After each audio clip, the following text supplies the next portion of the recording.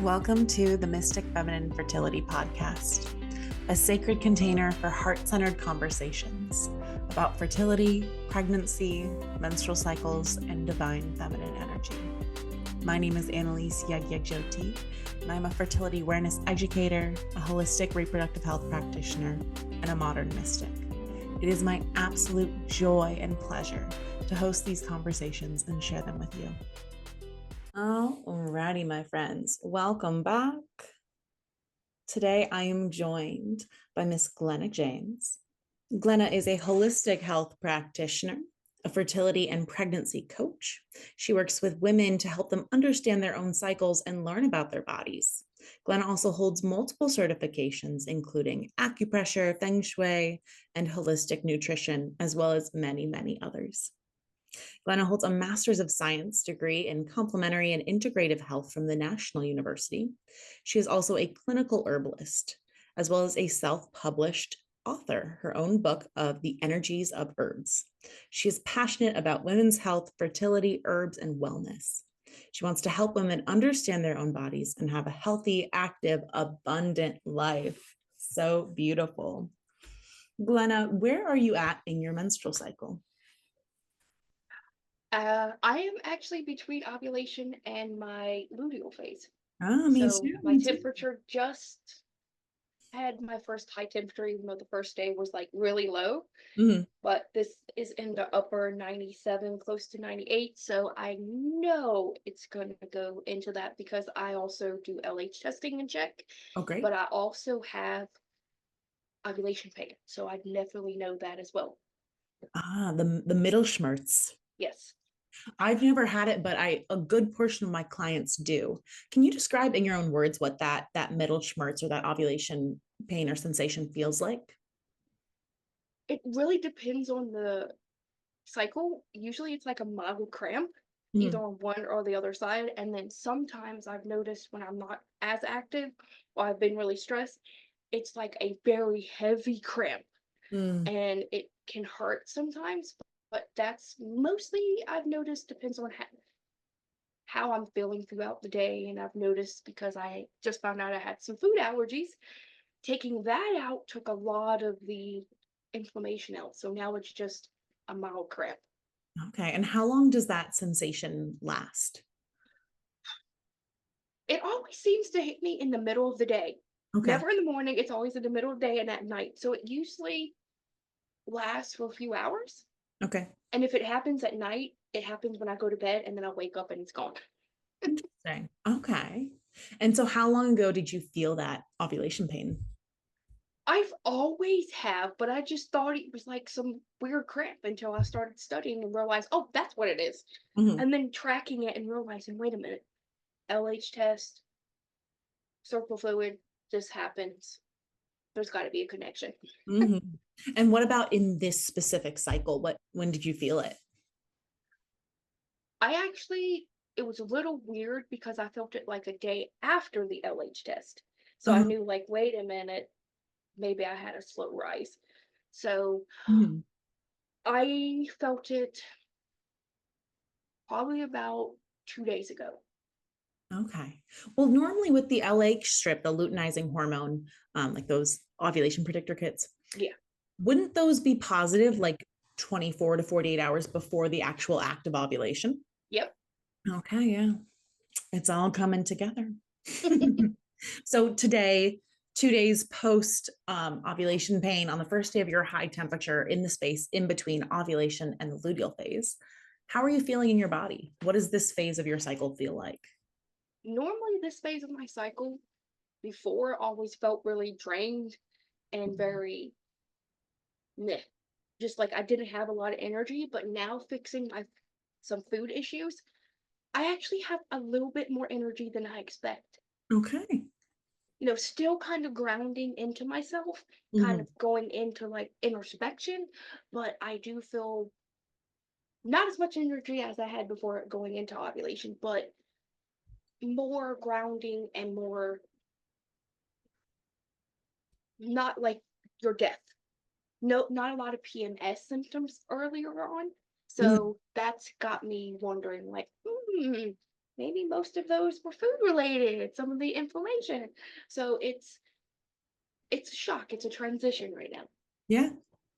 The shock, the transition, the curiosity of like, I'm making changes. How is this going to impact my cycle? Because as you know very well, the menstrual cycle is a vital sign. It's a sign of what's going on deeper in the body. And it's one of the ways that our body communicates with us, tells us what's going on, what's working, what's not. Yeah, and it really does. And I think what really proved it last month is I usually go a 27 to 28-day cycle. So I'm one of those in the midst ladies, never went any further. It came at 26 days and that freaked me out. It's like, that's what, wait a minute. I ovulated within a normal time. I realized why, because of the inflammation. I Mhm. wasn't having as much inflammation. So my cycles, when I've had 26 days, 27 days, not a lot of inflammation. I've noticed like 28 days, even though my cycle might push it where I ovulate on day 15 instead of day 13, I've noticed like the ovulation day, my luteal phase always stays within the same 1 to 2 day window. And I'm like, it's got to be inflammation. So I'll be tracking it and seeing what's going on. But I also think the lunar phase has to deal with it too, and how we go in and out of the equinoxes as well. So always note that, like, this was an equinox this month. Yes, and we have another one or a solstice coming up. Or no, it's the equinox in September, right? No, it's actually Solstice. we have a mid-quarter date on August 1st. On August 1st. Yeah. Okay. And September 21st, I should know this because it is my birthday and I always forget. Is that a solstice or an equinox? Um, that yes, I think it's an equinox because the one in December is a solstice. That would make sense. And so you are someone who lives deeply in tune with your cycle with a deep curiosity and reverence for it. But it sounds like primarily you're an herbalist. What came into your life first? Ooh. I would say herbalism, but also my master's degree. It was this holistic health. It was, I don't want to just be one thing. It Yeah. was, I want to be a collection of knowledge. So it's that on my logo you see ancient wisdom and communal knowledge. So it's taking that and putting it together. And in my master's we learned about herbalism. So it brought me back to my teenagehood where I used to drink a lot of tea Mhm. and drink a lot of herbs. And what's really funny is you mentioned that I can't drink black tea. I'm very sensitive to it. So I'm having to weed out the black tea, which is one of my favorite things. But Mm. it reintroduced me to herbs where I was just like, got herbs back into my frame of mind. Not that I don't use them all the time, but it put it in a focus of, hey, there's other things that are tea to drink and other herbs. You don't have to drink black tea. So it really, I'm taking it as a learning phase. And again, it's bringing up those herbs, how they're essential. So it's like, that's why I went and did an herbalist degree, because I was like, I want to get into plant medicine Yeah. and the healing power of it. Mhm. And so you mentioned teas. What are some other ways that you like to work with herbs? Oh, tinctures. I like making tinctures, and because I got to be careful with alcohol, Yes. it again because of sensitivities that I knew I had but didn't really take seriously.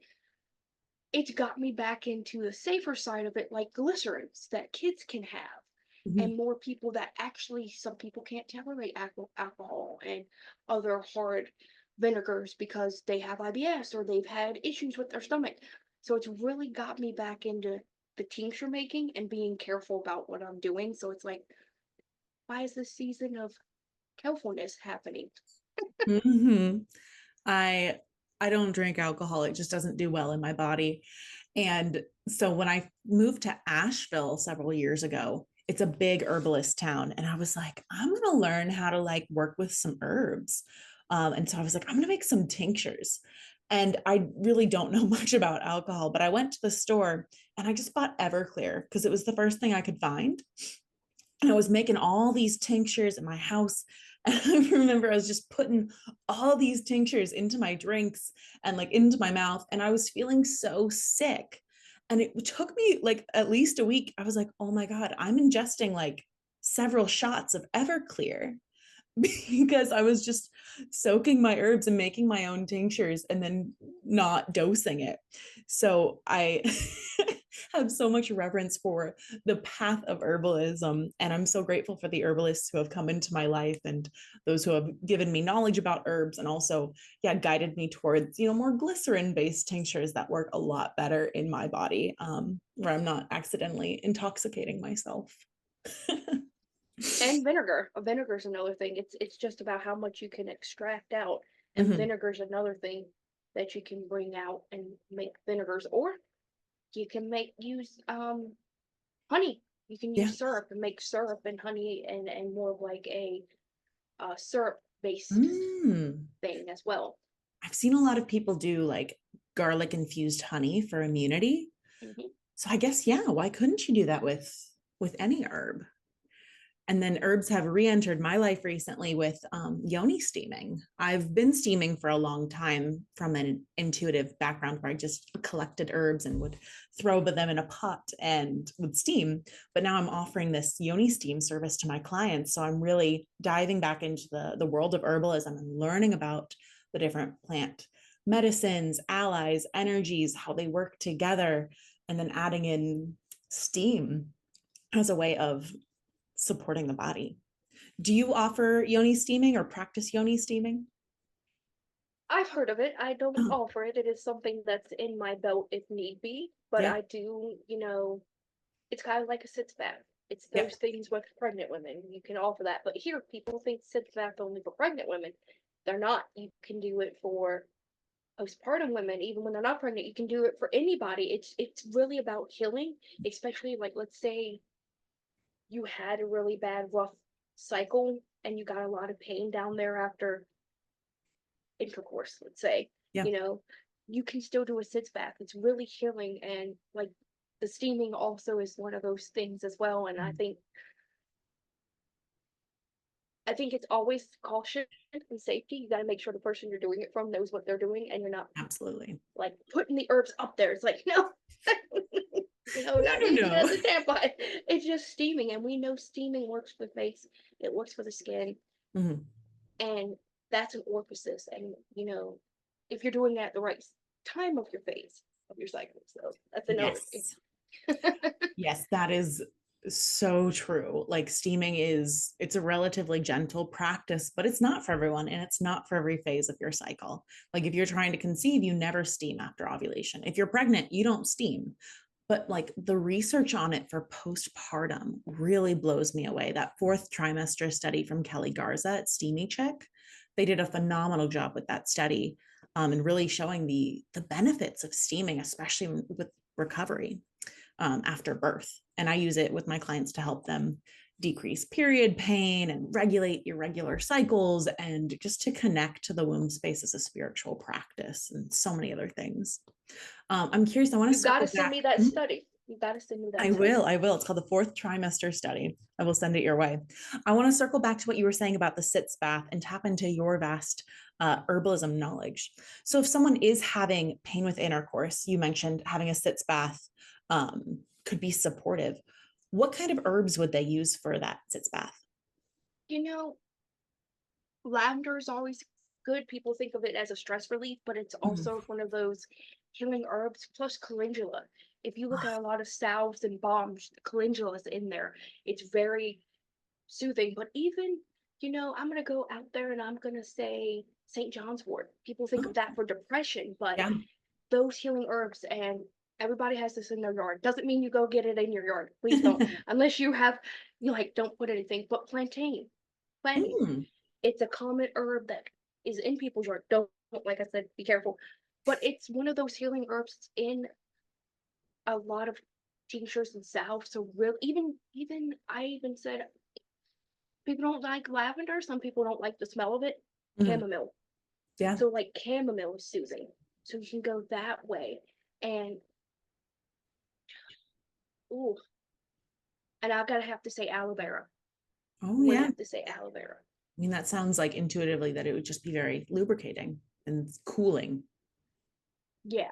And would you recommend that sort of a sitz bath before or after intercourse? Both. Great. Depends on, yeah, both depends on it. And Mhm. I'm not afraid to say if that's happening with your partner, lubrication. Have Lube something is there. so wonderful. I'm a big fan. Do what you want to do, experiment, try things out. But yeah, don't underestimate the power of lube. Especially when it's something I've talked with my spouse about it. I'm like, at this phase of my cycle, I'm not gonna be as wet as I would be in this phase. So you gotta understand that. So you gotta take your time. You gotta get the cervical fluid, even though it's not there, it's more arousal fluid in the mix there. Mhm. That's why this happens. And it's my own personal thing where that was happening. And I was like, I'm tired of this crap. Yeah. No, once you understand your cycle and you're able to pick out patterns, everything is slightly different throughout the cycle, especially sex. Like even the certain types of positions really change in my body throughout my cycle, which ones are going to feel good. And then at other points they might feel painful, and how much lubrication I need, and how slow I need to go, or how quick I want to go. Like there's so many different things once you start paying attention to the cycle, because we know that the cervix moves throughout the cycle. Our body releases relaxin, which relaxes the muscles, and the uterus tends to shift. The cervix at least shifts, and the cervix can be so sensitive. And so learning your body's shifts and changes can be a game changer in the bedroom. Absolutely. And I noticed that there's times where I'm actually more willing to do stuff, and then other times where it's like, no. Like I know like a week before my period's gonna happen. Not because of tracking it and every tracking app always has a calendar and a prediction. Yep. I don't go by that. I'm like, Nope. Don't no, trust I those know. apps. No, even the ones where you put your stuff in, they're like, this is a predicted. I'm like, shut up. That's a predicted day. Go away. Did you have your period? Leave me alone until I have it. um, even like on the I like fertility for instance for another. I use like three because I always cross reference. Yeah. That's me. And they have a predicted date on your calendar. It's just like that. I'm like, I don't even pay attention to that. Go away. Um, but I've noticed like right before my period happens, I don't want nothing. I just want cuddles. Mm-hmm. I get really clingy. I just want cuddles. Leave me alone. And I was learning that a lot of the times when that happens, I know what my body's doing. It's wanting the oxytocins. It's wanting that release to have that to have the to not be stressed so that a period can come. And I've also noticed my temperature will go. I'll notice it like a day or two. It goes. So it doesn't mean it's going to happen there, but in the last couple months, it's happened within 24 hours after that drop. So I'm like, oh, yesterday I Mm-hmm. was really cuddly. And that drop in temperature, you're saying that happens like 24 to 48 hours before your bleed? Mm-hmm. Yep. Yeah, because it is that withdrawal of progesterone that causes the next bleed. So normally that drop in our progesterone levels does happen at least 2 days before our actual bleed comes. But sometimes it takes our body that much time to register, like the temperature, like the progesterone drops, so the temperature drops, and then we Yep. shed that endometrial lining. But also, people, it's something I've learned also, even within my herbalist practice, don't wait for the bleed. I don't wait for it. I start taking herbs that help with menstrual stuff and a new cycle when I notice that temperature drop. I even will go as far as saying maybe a few days prior to that because it's something I've noticed that I didn't know until I was reading and it looked. Some women will have where they have some cervical fluid before it, or like this Mhm. watery type of thing. Yeah. And I'm like, why is that there? That shouldn't be happening. I'm not having another cycle. I should be bleeding. I've noticed it through cycle. It's the beginning of that before that drop. So I will even start taking stuff before then. Mm-hmm. Yeah, one of my teachers explained it to me as the cervix is opening so that blood can flow through, but anything that was, up there hanging out in the crypts is going to be washed out. So if you have any extra fluid, whether that's cervical mucus or if it's, vaginal cell slough or any of the other fluids that exist in our lovely, beautiful bodies, they start to come out. But yeah, a lot of people are like, oh my God, am I ovulating again? It's like, no, you only ovulate once per cycle. Yeah. But I love that tip of starting to take your herbs and your practices before the actual bleed comes, especially if you are someone who is using herbs or certain practices to help with period pain. Like I find that that proactive approach, whether it's, you know, you're taking a higher dose of magnesium or you're drinking red raspberry leaf or nettles, like these things are really helpful if you start doing them several days, if not a week before the bleed. When you work with herbs on your bleed, what kind of herbs are a part of your bleeding rituals? Oh, I always love red raspberry leaf. Um, because I don't get a lot of herbs in all the time because I'm a collective and saver, so I'm the type of person that's like "Meh, for only Yeah. for this." So, sometimes I will outsource it, and I'll outsource it to like Wish Garden is one of my favorite companies because they make tinctures and because they've been around Mm, and because it was a midwife company. Um, they have a lot of really good herbs. So it's like, red raspberry. It has that calendula in it. It has sometimes it has maca root in it, and sometimes it will have chaseberry, and it will have those all those beautiful herbs in it. But if I was making my own tincture like I've done before or tea, I always go for the red raspberry because of that. I always go for the maca. Same thing with the regulation of the temper of the menstrual cycle. I think also I'm gonna say chamomile. I don't know why everything chamomile seems to be like the plant in my life, and I think it's mhm. because of anxiety and sensitivities. Um, ooh, I am gonna say also that I've done this before. Is I've used two of them. I've used slippery elm, but because of the elm disease, you can use marshmallow root. And I think the reason why I like marshmallow root in that is because it's a mucilaginous herb. So, blood is mucilaginous. Yes. So it's that mucilaginous property to really draw it out. So I like that. Mhm. And I also use a TENS machine. So And for, I'm not going to pronounce that word the way that you just did, mucinologist. mucilaginous. And that just, does that have to do with mucus? Yes. Uh-huh. So like we know our stomach but let's say you're dry up here for allergies. Yeah. It will go in and help with the mucous membranes of your stomach and of your lining of your nose. And we know a lot of people get poopy issues during Yes, their they period. do. So that can help with your stomach. And a lot of people get nausea, even if Mhm. they have mild cramps. Yeah. So again, it's bringing all herbs in, not just for pain, but Yes. also for the overall body. And Mhm. that's what I always do. And I am always have all those herbs with me. Yeah. They're kind of that type of thing. And I also think for period pain personally, a menstrual cup or disc. I don't use or a pad or Mhm. reusable pad. I don't use tampons. No, me neither. I don't use it. And now with the study Mhm. coming out, I'm like, Yep. that might be a reason. So A I disc, noticed that helps. mhm.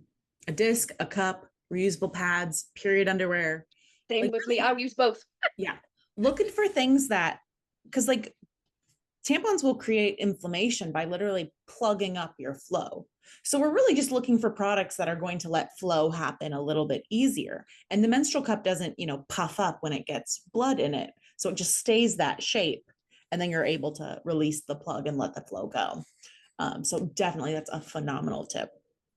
Going back to the slippery elm or the marshmallow root. So when is it creating more mucus or is it releasing mucus? Um, it it can do both. Uh-huh. If you're really dry, it can create mucus. It can Yeah. help with those mucus productions. Uh-huh. But then also because it's Yeah. a coating herb, Uh-huh. it can coat. So like the people that have stomach issues, it can coat the stomach, or if you get nausea, it can really coat the stomach. And good power of it is my daughter's sick with upper with the flu, and Mhm. she vomited, and I just was giving her that, and Yeah. it just helped coat her stomach and stop the vomiting and diarrhea. So it's like Mhm. that. And then if you think of your period, it's really water. It's really so really taking it ahead of time actually can help your mucus production later on in your cycle as well. Mm-hmm. How far ahead of time do you take it? Oof. Before, I was Mhm. taking it all the time because of my food issues, but now Gotcha. I don't have to. Great. I've noticed a lot of that clearing up. So probably during my period. Mm-hmm. Gotcha. Yeah, with slippery elm and marshmallow root, those are two that I use a lot in my steaming practice, especially when someone is having issues with lubrication or pain with sex. Or yeah, they just need a little bit of extra flow, lubrication, mucus energy. I love that. I want to circle back to red raspberry leaf and chamomile. These are both two pretty easy to find herbs, very popular. I'd love to hear from you. What are the benefits of working with, let's do chamomile first. Oh, personally, for me, it is a relaxant. It Mm-hmm. really relaxes you. It really, to me, it's one of those. I'm gonna say if you do yoga, you know how when you first sit down and you start doing your deep breaths, how it like centers you. Mm-hmm. So chamomile really centers you. It gets you in that space of mind. And some people chamomile don't work for. But with me, it really calms me and takes the anxiety off and the edge. So after a long day, it's like, and it brings you back to yourself because we're all over the place nowadays. So Mm-hmm. it's that centering and I think balancing. Yeah. I give it to my cat And why would that be beneficial for someone while they're bleeding? because when we don't take the time to stop and center because people get on their periods, say rush, rush, rush, and Mm, really our bodies is telling us yeah. to stop moving, to actually rest. So it actually will bring that back into the forefront of the mind and then help the body. And because if you're running, running, running, you get stressed out and your period makes it worse. So it Yeah. really, it's that give and take herb. It's that herb that's going to calm the nervous system, but also remind you to do that at the same time. Yeah. Oh, I love chamomile. And then red raspberry leaf, that was one I now realize how abundant it is, especially in the world of herbalism. But I hadn't heard of that until I started really studying the nervous system. I know that it can help tone the uterus. So it's very commonly ingested as a tea leading up to birth. But also, I know a lot of people who it's really helped them decrease pain on their periods. Can you speak to the either the energetics, the benefits, or whatever you'd like to share about red raspberry leaf? Everything you said is right. It is a common pregnancy herb Mhm. to tonify the liver, but it actually tonifies other parts of your body as well. Like, it's good for the kidneys because of the way it flushes it out, kind of like other herbs are really good for that. But because of the tonifying action, and you're already not saying we're all supposed to have cramps, but with the bleed, we do have that motion of the My body. atrium. So, yeah, so you have that. So this brings it down and brings down that inflammation and really kind of controls those cramps.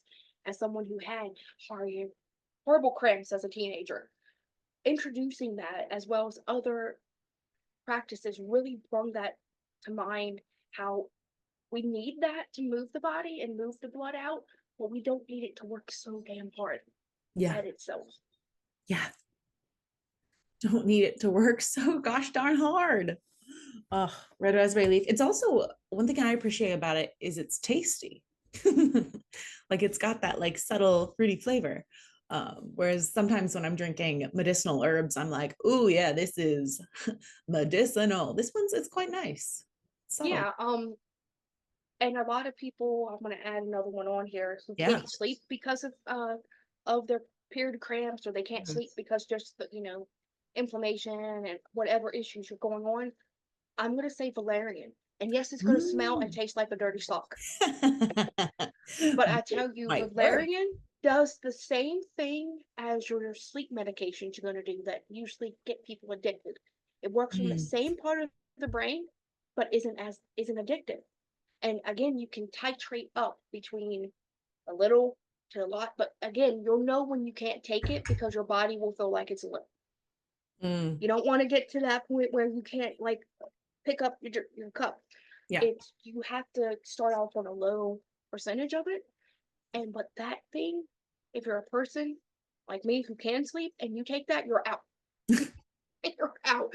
But with somebody who has some sleep issues during their period, it will make you fall asleep.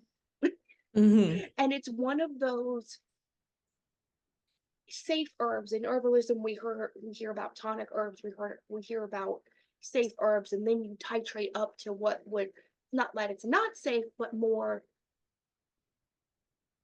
the best way I could explain it is like, first we're going to give you the safe drug for your high blood pressure, but then we're going to give you this one we know causes some side effects. So it's like that titrating Mm-hmm. effect. I always stay in the safe spot. I only will recommend other herbs, like even St. John's wort for depression. I'm like, we're going to titrate up to that if need be. Mm-hmm. But valerian, even though it's on that spectrum of like a sedative, I'm okay with it being in that safe perspective if you titrate it right. So Mm-hmm. it's that type of thing. Okay, yeah. And I think that brings up the benefit to working with an herbalist, because while herbs like are generally safe and they are available to use, like just like medications, like it depends what's going on in your body, what other herbs or medications you're taking, what foods you're eating, how things are going to interact. So Supplements. That's supplements, another. yes, huge. Like a lot of us are taking, especially those of us who are in the holistic health natural world, we're taking a lot of supplements, and some of them are herb based, some of them are other things based. But I think that it's important to know, like if you're trying to treat something, that there are wonderful resources available with lots of different herbalists, and with you, Glenna, like to say like, hey, let's do a health intake, let's make sure that these are the right herbs for you. And like you were saying, the dose matters, so figuring out that dose is key. Yeah, and you know, I think one of my favorite teachers when it came to herbalism and will be for all time is Rosemary Gladstar, because Mhm. she brings that old wisdom of, instead of a cup here, a cup there, the old simpler method that matches with that. And a lot of people ain't gonna get that unless you're into herbalism and you use it. So Yeah. it's for clients, it's like teaspoon this, teaspoon that. They don't realize, oh, this is 4 herbs, but that ain't it's only making a small thing like that. But you don't realize how much is in that teaspoon. We can Hmm. titrate up to 1 tablespoon Yeah. for one thing, but we're gonna start at a lower thing. Just like with tinctures, we're gonna start at 1 or 2 drops, Yep. and we're gonna start in a little bit of water, Hmm. and then we can titrate up to, you can just do it in your mouth. I don't Yeah. even do that. If it says 20 drops, I'm like, no. Especially if you're going to be doing it 2 or 3 times a day. It's like Yeah. 20 drops within a day, Yeah. not all at one time. Hmm. And I don't think when people buy herbal products, they look at that and they look No. at that mindset. They're like, no, they don't realize you can take this long term. And I think the best teacher of mine was, outside of myself and my husband, was my cat, because I was like, oh, my cat's gonna do herbal take herbs, because I did a whole thing about pets, and I Yeah. was like, and I started looking at her and was like, why are little animals taking smaller doses but can take them 1 or 2, 3 times a day? And I really think homeopathy brought that into that aspect. It's like, wait a minute, Yeah. homeopathy can be taken 1, 2, 3 times a day. Why can't herbs slowly titrate up and Yeah. really do that as well? And I also think having more studies with about gut health and how that is Hmm. really messing people up, and how fixing it is a long haul, Yeah. and how even with certain things we have to start at a lower dose to get to the higher dose for maximum effect. And it's been interesting Yeah. how it can translate into other areas of our life, even yoga. Yeah. I think that that idea of starting slow, it's very, trauma informed too. And it gives the body time to acclimate to something new and to send you messages. If something isn't working out for you, it can send, quieter messages than if you're taking something at a high dose. But yeah, Rosemary Gladstar, that's her Mm-hmm. last name. She's a great resource. I have her book. It's that Herbal Healing for Women. I have that. I have actually the older copy. Yeah. I have the one that it was first came out. I got Okay. that.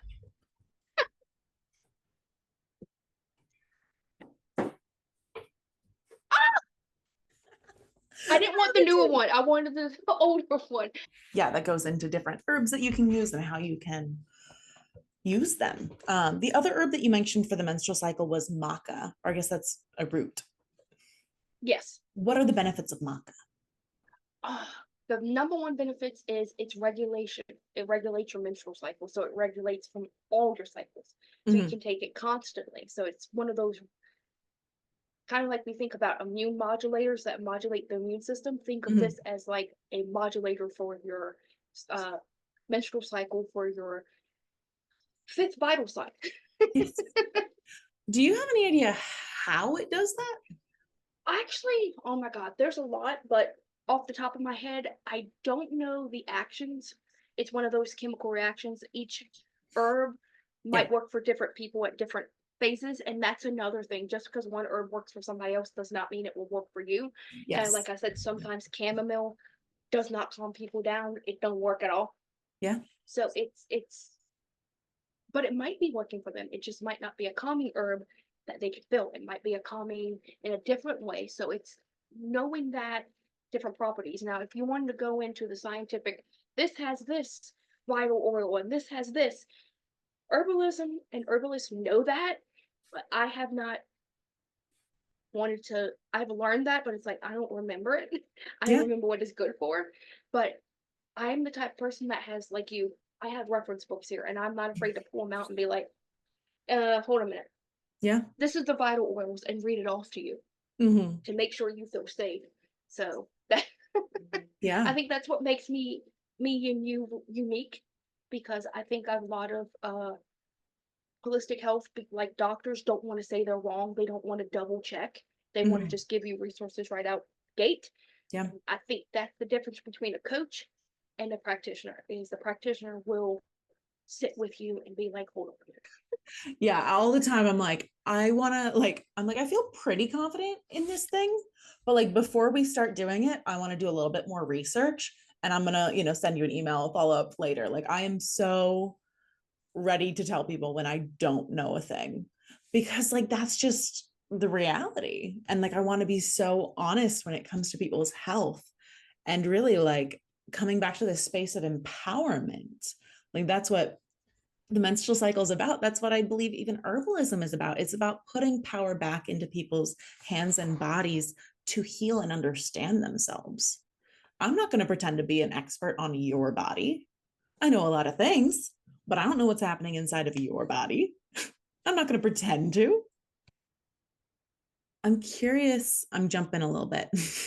Okay. For the menstrual cycle, you were saying some of the herbs that you work with are red raspberry leaf, chamomile, valerian, maca, slippery elm, or marshmallow root. What do you think of CBD? Coming from a former person that used to smoke pot every now and then. Sure. Um, After seeing Charlotte's plant and what it did for non hive stuff, but the CBD, what that Mm. actually did for her seizures, that was shocking how that worked. So it's like taking that medicinal plant. We know Native Americans even used it for medicinal purposes. Like tobacco was used for wounds and tobacco was used for stuff. I've even had it used to draw out things before. Mm-hmm. How what we consider as addictive qualities really is not supposed to be that. That is the stuff in tobacco and the stuff in pot is a defense mechanism. Kind of like when certain spices are spicy, it's a defense mechanism.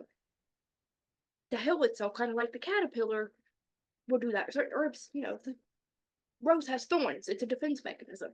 Not Mm. that it's not a good defense mechanism, not that it's not meant to do that, but in and of itself, when you take the properties out and you use the holistic part of it, it is really good. So I think if you have a regulative process for that, because a lot of states don't have regulatory process, you're just getting it from somebody at the grocery store. If you have a regulatory process and it's from a good company, then yes, it works for pain. We know it Mm-hmm. works for multiple sclerosis pain. We know it works for depression. We know that. But I think the problem with that is when people try it, I've seen it myself, is they want the high. They don't want the medicinal properties. They realize it. But Mhm. that high is actually causing brain issues, not the Mhm. CBD. So it's Yeah. like we got to realize where to draw the line at. If you want Mhm. to change your high, then you might want to check yourself. Yeah. And the high being caused by the THC and Yeah. the other properties of it. But I know that I have a lot of clients and myself too, like CBD, either tinctures or gummies, you know, nothing that is like not the psychoactive stuff can be Yeah. really helpful with, similar to chamomile, creating a softening in the nervous system Yeah. and decreasing pain and inflammation. And so I see a lot of like period tinctures or period teas these days that have CBD in them. And so that can be I was just curious if you thought that was a Oh yeah, beneficial herb for the it menstrual is. cycle. But then also just like with your Yeah. herb, you got to make sure it's a good quality. Yes. It's not tainted. It's not some Joe down the block. Yes. Yeah. And then another herb that I wanted to ask about in the menstrual cycle is nettles. I love that. That's actually good also for allergies. Oh, Nettle tea is also good for allergies. And okay. yes, nettles, it's a nutritive herb. So anybody could take that. It's very nutritive. So it really nourishes the body. So if you're a woman, it really nourishes every single part of your cell and every single part of you. And we know the menstrual cycle is part of that. So, your iron. And that's another thing. Iron is really good in nettles. Hmm. So is other properties within that. But I always focus on the iron because of Yeah. that's what jumps out to me, but it's a nutritive. So I would be like, put it in your smoothie every day. Yeah. I have a friend who uses it in a seasoning blend for all of her food too. So if someone is wanting to include herbs into their cycle, do you think that there's a difference in terms of tinctures and teas? Is one preferred as to the other? I like tea, but that's just me. I Yeah. like my tinctures. I like my tinctures. They're both the same thing, but I think I like the tea more because it's the act of making it yourself. Even if Hmm. it's in a tea bag Yeah. and it's good. It's the act of putting it for the tea over. It's act of Hmm. that.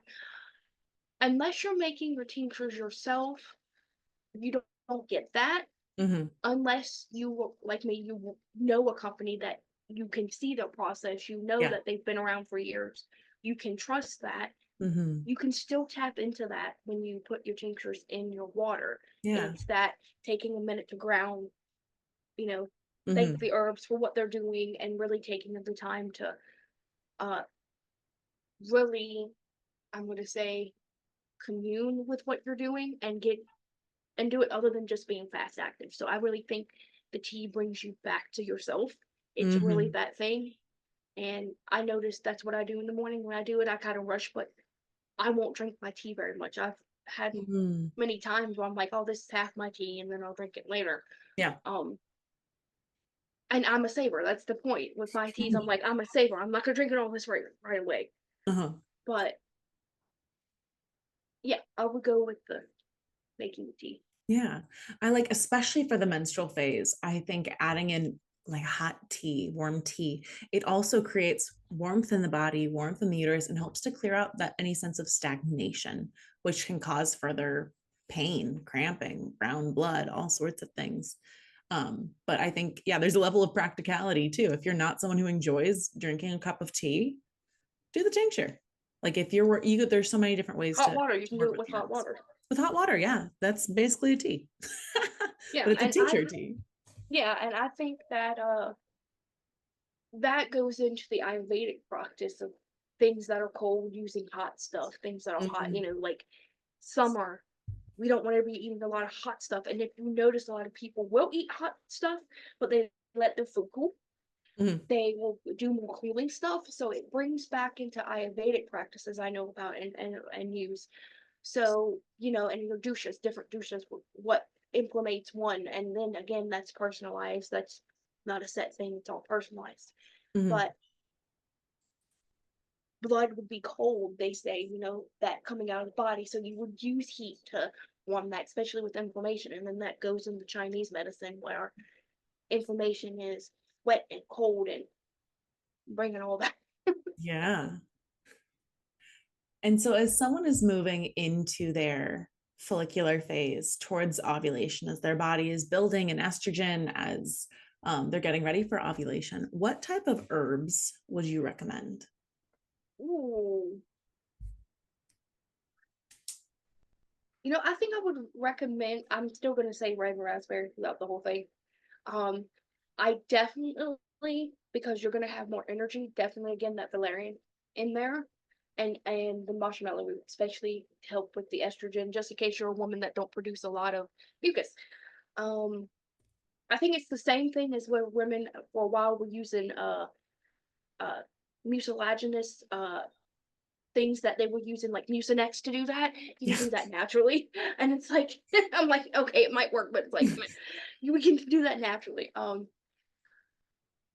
also think I would bring in again that maca throughout the whole cycle, but I think I would bring in ooh, that's a good question. Tulsi. I think Ooh, I would bring yes, in holy holy basil. basil. I love Tulsi. What are the benefits of Tulsi? Oh my god, that's a huge thing with an Ayurvedic. It does everything. Let's just say calms, energizes. Oh my god, it's a huge thing. Mhm. So calms and energizes. It's like that's why they call it holy basil. It's like it's the thing. It's a immune modulator, so it really helps with everything in the body. And I mean, that's I have like two of those over there. Think looking at my tea and was like, that has my tea has all that in Mhm. it. Yeah. Are there any herbs that you think of or that you use in your practice specifically to support the process of ovulation? I think again, I'm gonna say maca. That's what Maca. I like to Mhm. use because it's a regulation. Uh, Maca's bitter too, right?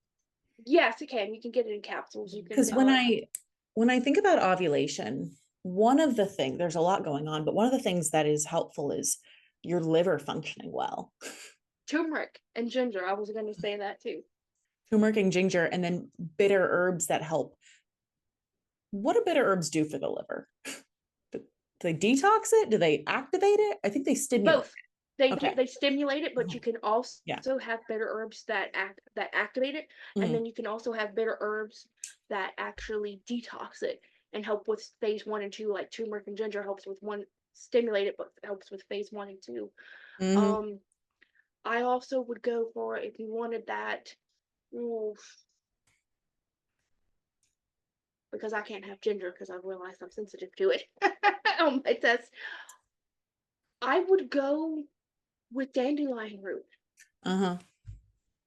To replace that turmeric and dandelion root, but also you got fenugreek and fennel seed. Mm-hmm. Yeah, That's really really good. pulling So from you the Ayurveda here. Yeah. um which pulls from the Western herbalism as well, Uh-huh. if you look at it. So those are the herbs I would really look at. Great. Yeah. Continuing with the red raspberry leaf, the valerian, the marshmallow root, the maca, maybe adding in some tulsi, some turmeric, some ginger, some fennel, and dandelion root detox in the herbs. And as we're listing things, you don't have to use all of these. We're talking about No, what they're all good for. You can just focus on one herb. You can make your own little mixes. You can get something given to you by an herbalist. But these are just some of the things that you can add in to connect to your cycle. I would also say for the pre-menopausal women going into perimenopause and Yeah, menopause, black cohosh is going to be your best friend. black cohosh. And blue cohosh. The natives use that a lot. It's Mhm. an actually native to North America. So it's not like it's an estrogen dependent herb. It's not like it's gonna make estrogen, but because it has those phytoestrogens in them, it's not like your BPA, which it's like, oh, that's estrogen, let the body use it and does Yeah. that. This is phytoestrogens. It's its own estrogen within the plant, but it is as close to humans as you Hmm. can get. So when you are going through that perimenopause and menopause phase, it's good to supplement that Yeah. because it helps regulate that. And I think once we start perimenopause, women need to start thinking of when they stop their cycle. We know estrogen is important during menopause, and Hmm. so is progesterone. Oh yeah. That we only keep enough, so we need to keep that regulating through the Hmm. cycle. Yeah. And I think I love that you're adding in things for that phase of life, because oftentimes as we move towards perimenopause and menopause, we start to experience changes and we're like, what do we do? Herbs can be such an important ally. And as you were mentioning those, like a little alarm went off in my brain, and I'm like, right. If you are actively trying to get pregnant, please consult with an herbalist before you are adding things in, especially these powerful herbs. And I think of black cohosh and blue cohosh in high enough amounts, they could disrupt a pregnancy. So being mindful Yes. and getting the support that you need. Yes, and even there are certain herbs you cannot take Yeah. in pregnancy. You can't even take oils in pregnancy for. But Mm-hmm. red raspberry is safe throughout the whole pregnancy. That you Yes. want to be careful. So I love that. I think other than black cohosh, I think red raspberry is a woman's herb. Oh, beautiful. And so we combined, like, I when I think of herbs for the cycle, we kind of combined the follicular phase with ovulation. I see those as similar energetically for herbs. But so the only part of our cycle that we haven't talked about yet is the luteal phase, that time in between ovulation and the next bleed, where a lot of women experience many of the symptoms of PMS, or premenstrual syndrome, or symptoms, which can have lots of different root causes. And there's different ways to treat each type of PMS. But I'm curious, as you move into your luteal phase currently, what are some of the herbs that you are going to or would like to add in? I'm definitely adding the turmeric. I'm still keeping with the turmeric because the inflammation with myself. Definitely did not realize it till somehow something clicked in my head that all the teas I'm drinking has maca in it, and I was like, "Wow, Mm. cool. Let me go back and learn about that." Definitely, definitely Tulsi. Tulsi, keeping with the Tulsi with that, and I think I'll be bringing in the red raspberry now by the end of next week. Mm-hmm. Uh, Based on how everything I probably will start it once the progesterone, I know progesterone has kicked in, just to have it there for the tonifying effects and the Yeah. nutritive. And I think I'm gonna bring in some fire. So I probably use a little bit of not black pepper, but like what's a really good herb that's fire? The turmeric is kind of fiery. Mm-hmm. Uh, but a really deep down herb that I really love and I like it, I can't say it wrong, is dingjong root. Oh, So yeah. it's bringing that in there as well. So I think bringing that and also chaseberry. Chaseberry or Vitex. Yeah. Real quick, going back, the ding John, what is the benefit of adding heat into your teas and into your body during the luteal It, phase? it's not like a heat, but it's really grounding. So you Mm, think about grounding and then you think about that hot tea that you're drinking, yeah. like just warm. I think it's because once your temperature spikes down, you go from being really hot, I've noticed, to like that temperature shift to being like a little bit cold. You notice like your body temperature is a little bit colder, so it kind of in my opinion gives you that comfort. So it's like that comfort Mhm. when you're not feeling well. So it's like when you're sick with the Yeah. cold, it's that hot Hmm. stuff that really just helps you move through it. So it Yeah. really I also think it's that phase like within, like I said, yoga, when we prepare and we sit down and we do a little meditation before yoga and we breathe, how it prepares us for what we're going to do next. So I think doing that during our starting right during our period, or even in the luteal phase, just adding things slowly gets us to when we start bleeding, so we can say it's a rest period. Hmm. So, like personally, outside of herbs, I'm going to stop taking so many things. I stopped taking so many. Like this Yeah. is a busy week, but after that, no more. I'll stop doing some studies. I'll focus more in on myself. And I think that also is that ritual. So I think within herbalism, it's that ritual. So those are the herbs that are ritualistically Hmm. there. Yeah. I like that groundedness. And like you were saying, yeah, the immune system takes a hit in the luteal phase. Like we know that our immune system literally drops so that if an egg were fertilized, our body wouldn't attack it as a foreign invader.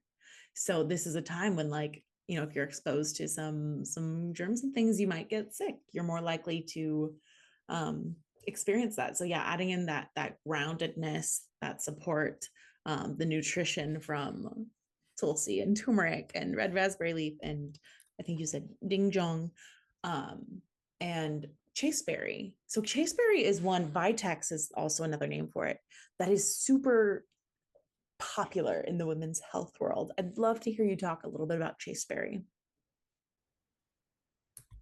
The reason it was called chaseberry is because it chased the priests. But So does it? no, it I'm taking it.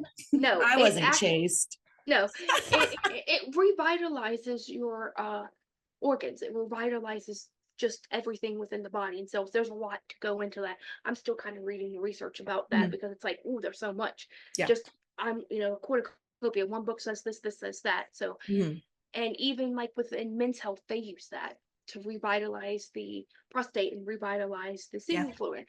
And it's something that I think in like with maca to constantly use throughout the cycle because it changes with what you do. So it's Mhm. one of those beautiful herbs that are not just for one specific time. It can be used constantly, Mhm. but Yeah. again, you got to be very careful about what you do use. Yes. And specifically for treating PMS, it's normally taken in the luteal phase. Yeah. Is that correct? Mhm. Hmm.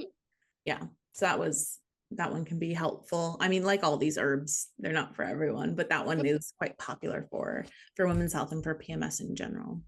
I feel like lavender would also be a nice one to add in the luteal phase, like a little stress relief, aromatherapy type stuff. Yes. You can even go with sage. Ooh. Sage is very grounding and very, if you're a type of person that sages their room, do that. You don't even have to put it in your tea. Sage the room. Drink the sage, cook with sage. Yeah, Yeah, sage is a good one. Are there any other herbs that you would suggest for the luteal phase?